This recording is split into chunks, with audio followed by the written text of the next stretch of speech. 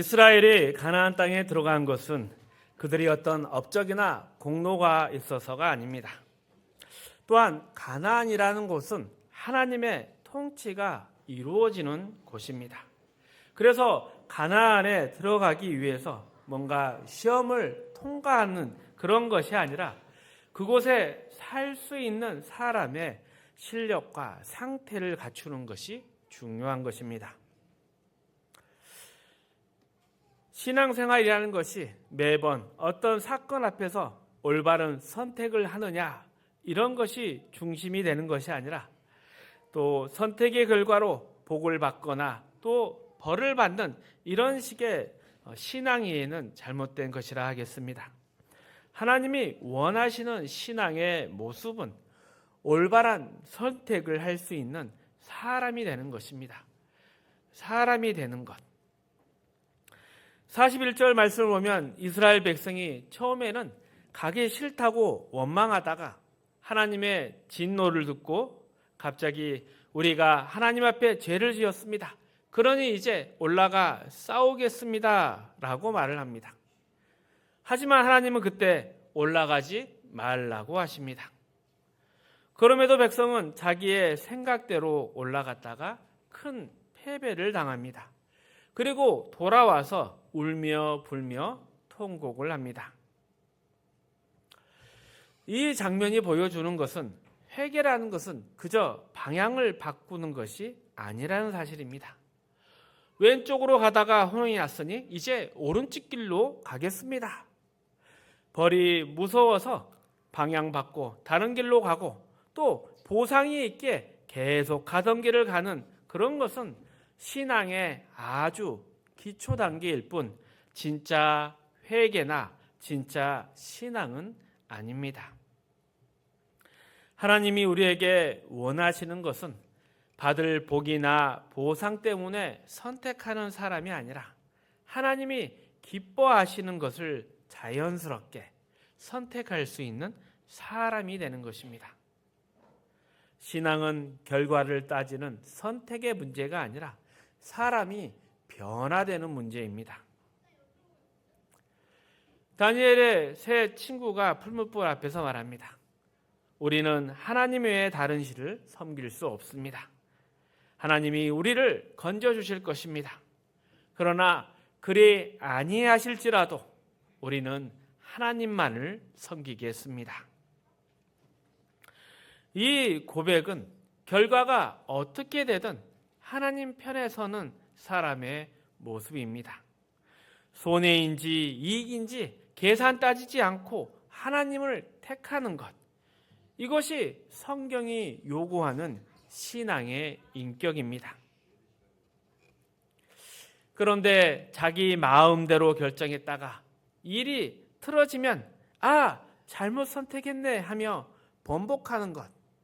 이런 것은 해결할 수 없습니다. 진짜 신앙은 선택의 기술이 아니라 하나님을 신뢰하는 싸움입니다. 그래서 가나안 땅도 시험 잘 보면 들어가고 또 한 번 실수하면 탈락하고 그런 곳이 아닙니다. 가나안은 하나님의 사람다운 사람만이 살 수 있는 곳입니다. 이런 관점에서 신앙도 내 이익을 얻기 위한 도구가 아닙니다. 기도도 믿음도 주문이나 부적처럼 써서는 안 됩니다. 주문이라는 것은 내용도 대상도 몰라도 괜찮습니다. 이것을 외우면 결과가 나타난다. 이것만 믿습니다. 열려라 참게 하면 문이 열린다는 식이죠. 부적도 마찬가지입니다. 무슨 뜻인지 몰라도 몸에 지니고 다니면 물에 빠져도 죽지 않거나 전쟁에 나가도 죽지 않는다고 믿습니다. 이처럼 원하는 결과를 얻기 위한 수단으로 신앙을 쓴다면 그 모두는 잘못된 신앙입니다. 가나안에 들어가 사는 것과 연결된 신앙의 핵심은 하나님을 이용하려는 그런 믿음이 아니라 하나님을 신뢰하는 믿음입니다. 하지만 많은 사람들이 하나님을 믿는다고 하면서 사실로는 자기의 소원을 이루는 방법으로 하나님을 사용하려 합니다. 이 문제를 자세히 살펴보기 위해서 사무엘상 4장을 함께 살펴보겠습니다. 1절에서 3절 말씀입니다. 함께 읽어봅니다. 사무엘의 말이 온 이스라엘에 전파되니라. 이스라엘은 나가서 블레셋 사람들과 싸우려고 에베네셀 곁에 진치고 블레셋 사람들은 아벡에 진쳤더니 블레셋 사람들이 이스라엘에 대하여 전열을 벌이니라. 그 둘이 싸우다가 이스라엘이 블레셋 사람 앞에서 패하여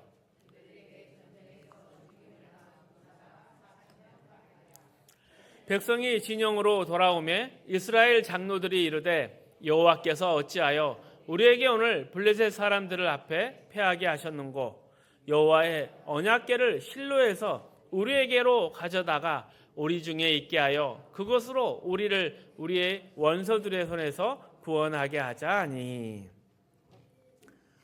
이런 것이 바로 부적 신앙입니다. 언약궤를 가지고 오면 하나님도 반드시 함께 하실 것이라 생각하고 또 하나님이 함께 하시면 우리가 진리가 없다라고 생각했습니다. 하지만 이러한 모습은 하나님이 원하시는 길을 따라가는 것이 아니라 내가 원하는 결과를 얻기 위해서 하나님을 끌어오는 것입니다. 언약궤가 하나님을 움직이는 도구가 되는 것이죠. 교회에서도 목사도 비슷한 존재입니다. 어떤 모임이나 행사나 명분이 있는 일에 항상 목사를 데려다가 앉혀놓습니다. 목사가 있으면 하나님의 뜻이라 생각할 것이고 거기서부터 권위나 일이 잘 될 거라 생각하지만 그렇지는 않습니다. 하나님이 원하시는 길을 따라가면 그 일은 잘 될 것입니다. 그러니 그런 부적 같은 신앙, 우리는 이것을 버려야 할 것입니다. 가데스 바네아의 이스라엘도 마찬가지였습니다. 처음에는 못 들어가겠다 원망을 하다가 하나님이 너희는 들어가지 못한다 하시자 갑자기 하나님 회개합니다. 이제 순종합니다 하고 태도를 바꿉니다. 그러나 이것은 하나님께 돌아서는 진정한 회개가 아니라 원하는 결과를 얻기 위한 계산이었습니다. 물론 신앙의 초보 단계에 이런 모습이 있을 수는 있습니다. 하지만 거기에 익숙해져서 머물면 문제가 큽니다. 언약궤를 들고 나간 이스라엘의 그 어리석음, 또 기도, 금식, 회개하면 무조건 일이 풀릴 거라는 믿는 태도, 모두가 같은 실수입니다.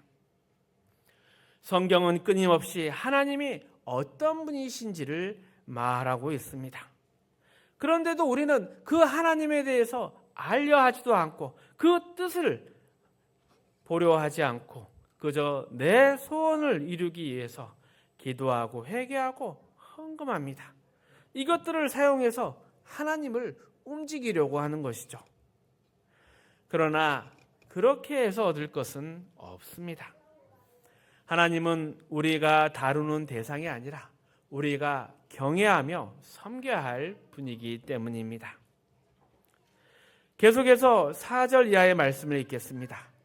이에 백성이 실로에 사람을 보내어 그룹 사이에 계신 만군의 여호와의 언약궤를 거기서 가져왔고 엘리의 두 아들 홈니와 비느하스는 하나님의 언약궤와 함께 거기에 있었더라.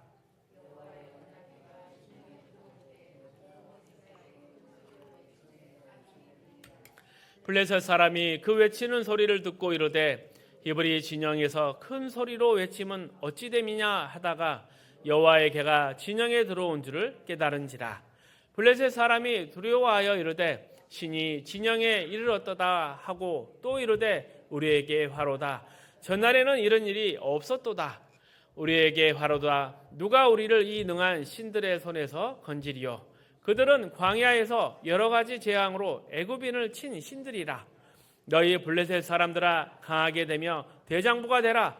너희가 히브리 사람의 종이 되기를 그들이 너희의 종이 되었던 것 같이 되지 말고 대장부 같이 되어 싸우라 하고 블레셋 사람들이 쳤더니 이스라엘이 패하여 각기 장막으로 도망하였고 사육이 힘이 커서 이스라엘 보병에 엎드러진 자가 3만 명이었으며 하나님의 괴는 빼앗겼고 엘리의 두 아들 홈리와 비느하스는 죽임을 당하였더라. 이 얼마나 처참한 패배입니까? 그 자리에 하나님은 계시지 않았습니다. 이스라엘이 하나님이 함께 하신다고 착각했을 뿐입니다. 그런데 이 모습이 남의 이야기가 아니라 바로 우리의 모습일 때가 많습니다. 성경을 읽고 하나님의 역사에 듣지만 몇 페이지도 가지 못하고 잊어버립니다. 하나님의 놀라운 능력들을 체험하고도 금방 자기의 계산으로 돌아갑니다. 참 답답한 일입니다. 가나안은 한 번 잘 선택해서 얻는 보상이 아닙니다. 하나님의 자녀로, 하나님의 백성으로 살아가는 것입니다. 물론 실수할 수 있습니다. 넘어질 수도 있습니다. 하지만 중요한 것은 내가 하나님 아래 살아가고 있는가? 아니면 하나님을 내 욕망을 이루는 도구로 쓰는가입니다. 이 둘은 완전히 다릅니다. 하나님을 주인으로 모시는데 서툰 것은 괜찮습니다. 하지만 내가 내 삶의 주인이 되고 하나님은 내가 필요할 때만 이용하는 것, 이것은 전혀 다른 길들입니다. 겉으로 보기에 기독교에서 쓰는 말과 형식을 다 갖추었지만 속으로는 하나님을 내 손안에 두려는 것, 이것은 신앙이 아닙니다. 패배한 이스라엘이 돌아와서 하나님 앞에서 통곡을 합니다. 하나님, 우리는 최선을 다했는데 왜 우리를 도와주시지 않습니까? 이 통곡과 울음 속에는 또 하나의 신앙 문제가 숨어 있습니다. 먼저 첫 번째 신앙 문제는 내가 주인이고 하나님을 내 수단으로 삼는 것입니다. 그리고 두 번째 잘못은 신앙을 내 열심과 내 진심의 싸움으로 착각하는 것입니다. 많은 사람들이 내가 이만큼 헌신했는데, 내가 이만큼 기도했는데, 내가 이만큼 절실하게 매달렸는데 라고 말을 합니다. 하지만 신앙은 내가 얼마나 했느냐의 문제가 아니라 하나님이 누구신지를 아는 문제입니다. 성경은 하나님께서 제사보다 하나님을 아는 것을 원한다라고 말씀합니다. 여기서 제사와 번제, 이것은 하나님을 움직이기 위한 주문이 아닙니다. 지성이면 감천이다가 아닙니다. 내가 열심을 냈으니 하나님도 반드시 보상해야 한다는 이러한 말은 성립할 수 없습니다. 신앙의 진심, 열심 필요하지만 그것을 내 소원을 이루는 도구로 쓴다 하면 그 순간 신앙은 방향을 잃어버립니다. 참된 신앙은 하나님이 보좌에 앉으신 주인이시고 우리는 그분이 기르시는 양이며 그분의 백성이며 그분의 자녀라는 것입니다. 우리가 주인이 아닙니다. 그런데 우리는 하나님이 내 인생에 어떤 뜻과 목표를 가지셨는지 묻지는 않고 내가 세운 목표를 이루는 방법만 하나님께 요구합니다. 그리고 그 방법으로 기도나 헌신, 열심 같은 것을 조건처럼 내세웁니다. 이 실패가 신명기의 바로 이스라엘의 실패입니다. 그리고 계속된 경고가 신명기 5장에서도 이어집니다. 32절 33절 말씀입니다. 함께 읽어봅니다. 그런즉 너희 하나님 여호와께서 너희에게 명령하신 대로 너희는 삼가 행하여 좌로나 우로나 치우치지 말고 너희 하나님 여호와께서 너희에게 명령하신 모든 도를 행하라. 그리하면 너희가 살 것이요 복이 너희에게 있을 것이며 너희가 차지한 땅에서 너희의 날이 길리라. 하나님께서 거듭 법을 지키라 명하신 이유는 그 법 자체가 중요해서가 아닙니다. 하나님이 그 법을 정하시는 분이시기 때문입니다. 우리가 법을 선택하는 것이 아니라 하나님이 정해주신 법을 따라가야 하는 것입니다. 모든 통치권은 하나님께 있습니다. 법을 잘 지켰는가 못 지켰는가 그 이전에 법을 제정할 또 법을 가지고 다스릴 모든 권리가 하나님께 있다는 사실이 더 중요한 것입니다.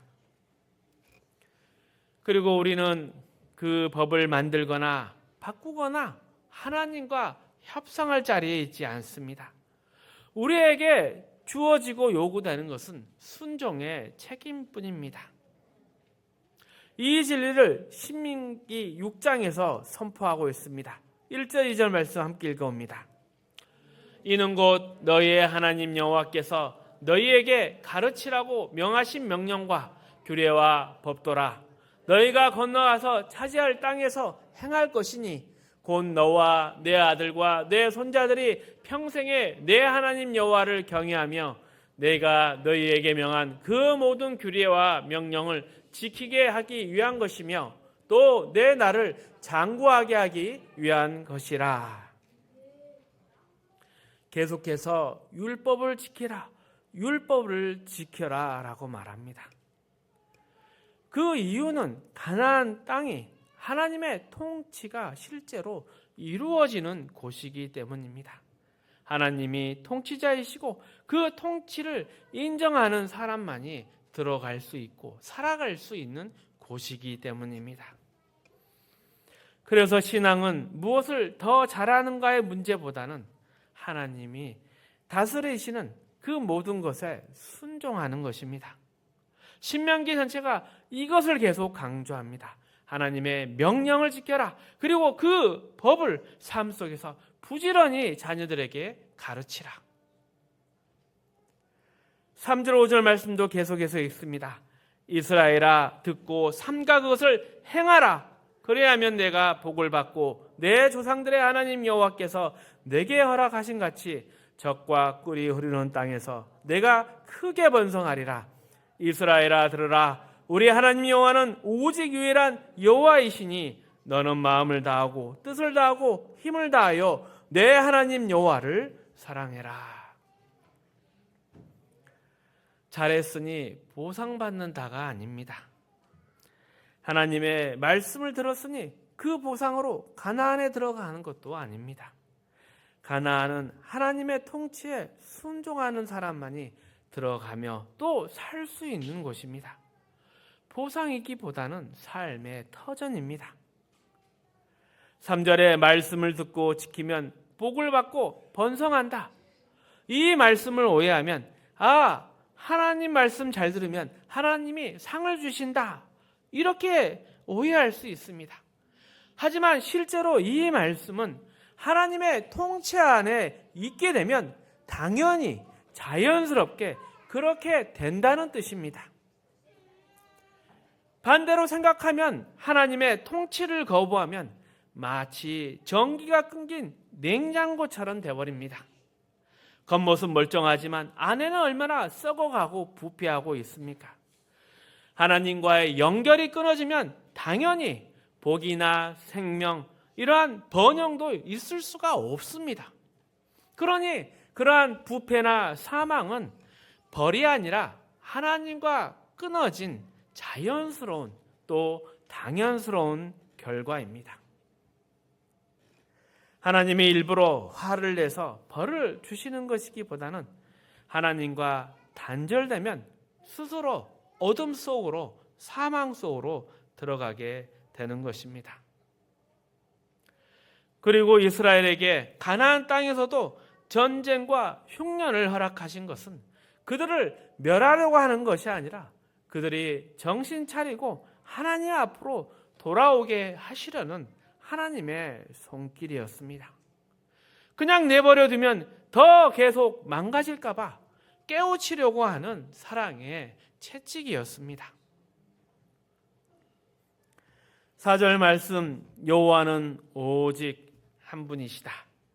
이 말도 여러 신 중에 하나님만이 한 신이다, 이런 뜻이 아니라 하나님만이 유일한 통치자고 우리는 그분의 모든 백성으로서 그 통치를 받아야 한다는 선언입니다. 5절 9절 말씀 계속 있습니다. 너는 마음을 다하고 뜻을 다하여 힘을 다하고 내 하나님 여호와를 사랑하라. 오늘 내가 내게 명하는 이 말씀을 너는 마음에 새기고 내 자녀에게 부지런히 가르치며 집에 앉았을 때에든지 길을 갈 때에든지 누워 있을 때에든지 일어날 때에든지 이 말씀을 강론할 것이며 너는 또 그것을 내 손목에 메어 기호 삼으며 내 미간에 붙여 표로 삼고 또 내 집 문설주와 바깥문에 기록할지라. 이런 행위들을 하면 이런 보상이 온다, 그런 뜻이 아닙니다. 하나님을 사랑하고 하나님의 다스림에 순종하는 것, 그것이 바로 하나님의 나라입니다. 하나님의 통치가 그 나라의 근간이고 질서이며 또 그 안에 사는 사람에게는 복이며 은혜이며 또 책임인 것입니다. 이 질서를 어기면 당장에 벌을 받아 죽는 것이 아니라 차가 중앙선을 넘으면 당연히 사고가 나고 충돌이 되는 것처럼 스스로 파괴와 사망으로 가는 것입니다. 그러니 신앙은 보상을, 내 소원을 얻어내는 방법이 아니라 생명의 법을 따라 사는 길입니다. 우리는 장차 하나님이 다스리시는 영원한 나라에서 살 사람들입니다. 이 땅의 삶과 또 이 땅에서의 신앙 생활은 그 하나님의 통치에 익숙해지는 준비 기간입니다. 세상에 복을 받기 위한 그러한 것이 아니라 하나님의 나라에 살 사람으로서 준비되어지고 빚어지는 시간입니다. 이런 맥락에서 나 정도면 충분하지, 나는 신앙생활 잘하고 있지, 이런 태도는 교만일 수 있습니다. 우리의 신앙은 하나님 부르시는 그날까지, 끝까지 하나님의 다스림에 나를 계속해서 맞추는 싸움입니다. 그 하나님의 통치에 순종하면 하나님의 생명과 복이 우리 안에 풍성해지고 아름다운 열매를 맺게 되는 것입니다. 그리고 그 안에 하나님과 함께하는 기쁨이 무엇인지, 하나님과 함께라면 영생을 살아갈 수 있습니다, 이러한 찬양의 고백이 당연스럽게 흘러나오게 되는 것입니다. 반대로 그런 하나님의 통치를 거부하면, 밀어내면 더욱더 불안과 어둠, 썩어짐과 사망으로 가게 되어 있습니다. 우리는 이 차이를 이미 아는 사람들입니다. 우리는 법을 지켜 천국에 가는 것이 아니라 하나님의 사람으로 하나님과 함께 살도록 부름을 받았기 때문에 하나님과 동행하며 이 땅을 살아가고 있습니다. 우리의 생각, 우리의 마음의 모든 것들, 우리의 본능과 욕심까지도 하나님의 통치에 맞게 빚어지는 것, 그것이 이 땅에서의 삶이며 신앙생활입니다.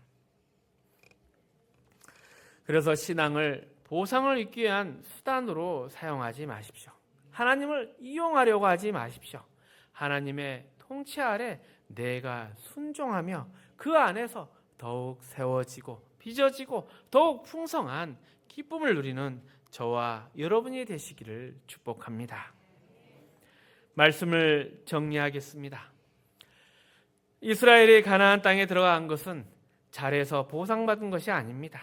가나안은 하나님의 통치가 이루어지는 곳입니다.